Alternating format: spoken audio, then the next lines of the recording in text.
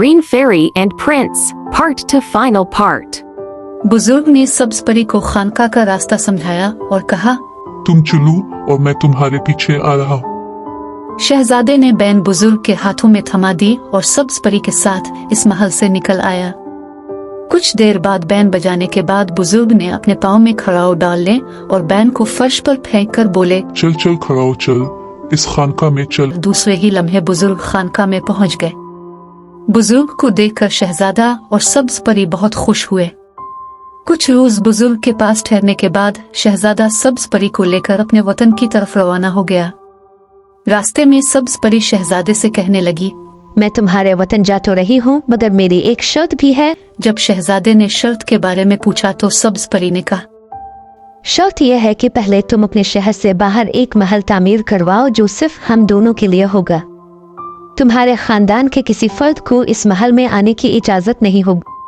शहजादे ने सब्ज परी की यह शर्त मान ली और सब्ज परी को बताया कि इसके दादा ने एक महल शहर से बाहर बनवाया था, हम दोनों इसी में रहेंगे। जब दोनों शहर के नजदीक पहुंचे तो पहरेदारों ने शहजादे के घोड़े को पहचान लिया।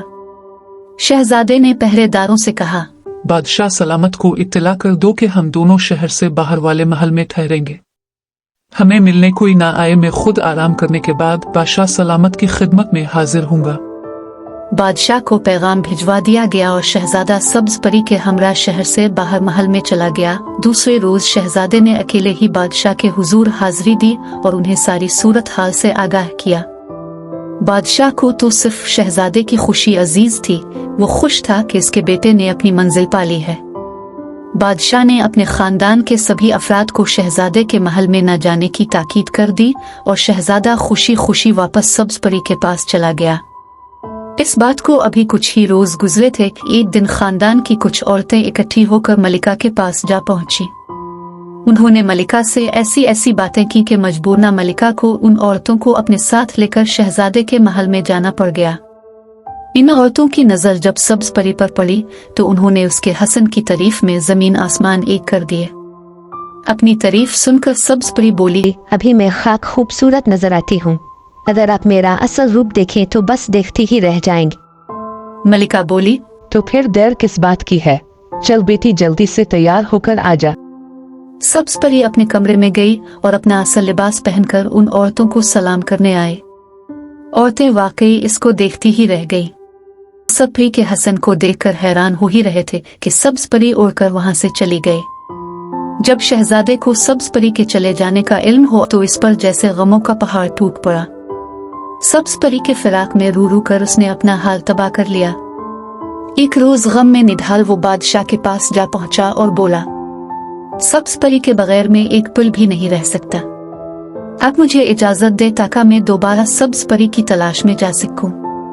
बादशाह से भी शहजादे की हालत देखी न जाती थी, इसलिए न चाहते हुए भी शहजादे को जाने की इजाजत दे दी। शहजादा सबको अलविदा कहकर फिर से सब्ज परी की तलाश में निकल खड़ा हुआ।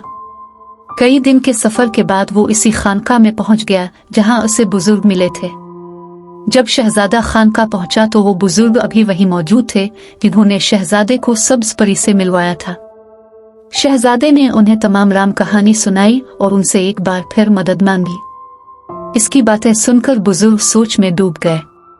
कुछ देर खामोश बैठे रहने के बाद वो उठे और अपनी खड़ाऊ पहनकर शहजादे को फिर उसी सब्ज शहर में ले गए जहां सब्ज दरिया बहता था और जिसके सब्ज महल में सब्ज परी मुक़य्यद थी। जब वो सब्ज परी के पास पहुंचे तो वो कमरे में अकेली ही थी। इसे देखते ही शहजादा उसकी तरफ लपका और बोला, शुक्र है इस जात का जिसने दोबारा मुझे तुमसे मिलवा दिया। और अब हम हमेशा के लिए यहाँ से चलते हैं। शहजाद बड़िए ने सब्ज परी के दोनों हाथ थाम लिए। सब्ज परी बोली, मैं तो पहले बड़ी मुश्किल से तुम्हारे साथ चली गई थी। अब देव ने ऐसा जादू कर दिया है कि जो ही मैं इस महल से निकलूंगी तो उसे मालूम हो जाएगा। अब तो वो ज़्यादा देर के लिए मुझे अकेला भी नहीं छोड़ता। वो कुछ ही देर में वापस आ जाएगा। जब तक देव जिंदा है मैं तुम्हारे साथ नहीं जा सकती। सब्ज परी को इस बात का यकीन था कि वो मान भी गई तो भी देव ऐसा होने नहीं देगा। जब शहजादे ने सब्ज परी की बात सुनी तो इसका चेहरा मरझे गया। बुजुर्ग भी इसके पास ही खड़े थे। ने शहजादे के सर पर प्यार से हाथ फेरा और कहा, मत रो बेटा, मैं तुझे एक सफूफ की 2 पुड़ियां देता हूँ, ये तेरे काम आएंगी। उन पुड़ियों को अपने पास रख ले। जब देव यहाँ आए तो तुम सुर्ख पुड़िया वाला सफूफ उसकी आंखों में डाल देना। इस तरह देव अंधा हो जाएगा। जब देव अंधा हो जाए तो तुम इससे वदा लेना कि बिनाई वापस आने पर वो सब्ज परी को रहा कर दे। गाये जिन्नात अपने वदा का पास रखते हैं। जब वो वदा कर ले तो फिर पीली पुड़िया वाला सफूफ उसकी आंखों में डाल देना। इस तरह तुम्हारा काम हो जाएगा और देव भी कहीं और चला जाएगा। बुजुर्ग ने अभी शहजादे को पुड़ियां पकड़ाई ही थी कि एक जबरदस्त शोर बुलंद हुआ और कमरे में धुआं ही धुआं फैल गया।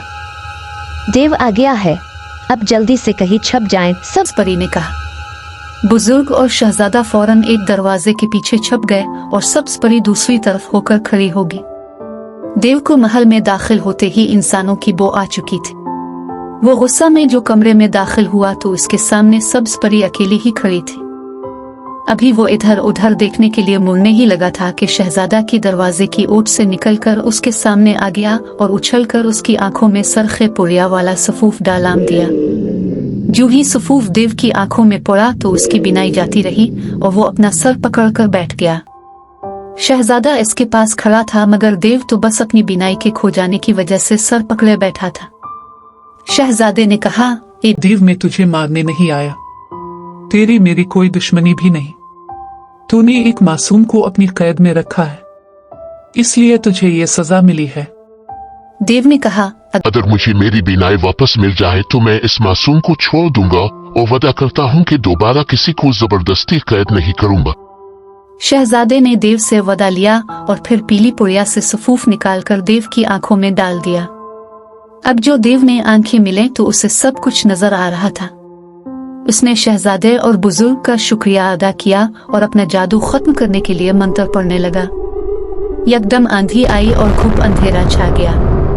जब आधी रात छूट गया तो सब्ज महल, सब्ज दरिया, सब्ज शहर और देव सब गायब हो चुके थे, जबकि मैदान में शहजादा और बुजुर्ग और सब्ज परी खड़े थे।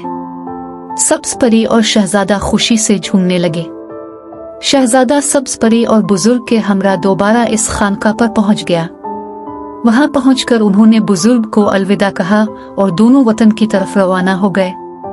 रास्ते में सब्ज परी ने शहजादे से कहा कि अब वो हमेशा उसके साथ रहेगी और उसके खानदान के अफराद भी जब चाहे इसे देख सकते हैं।